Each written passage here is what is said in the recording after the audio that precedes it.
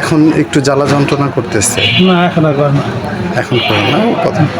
আচ্ছা, এটার কালারটা চেঞ্জ হয়ে যাবে, কালারটা চেঞ্জ হয়ে তারপরে পড়ে যাবে। মানে এখন হয়তো এক কালার আছে বা শরীরের কালার, পরে কালো হয়ে যেতে পারে যখন পড়ে যাবে। এটা ব্যথা পাই না, এটা ধৈর্য টিপলো ব্যথা পাই না। আচ্ছা, কিছুই করা লাগবে না। আপনাকে যে ওষুধ দিয়েছি, এই ওষুধটা যেভাবে শুকিয়ে গেছে না, ওটা আপনি পড়ে যাবে, ওখানে থাকবে না।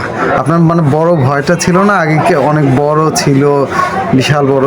এখন মানে এমনভাবে শুকিয়েছে যে ওটার মনে হয় যে আর লাগবে না কিছু না। ওষুধ লাগবে। ওষুধে আপনি মানে এখানে থাকবে না, পড়ে যাবে। খাটাও আর লাগবে। ওষুধ লাগবো? হ্যাঁ, আরেক ডোজ ওষুধ দিতে হবে।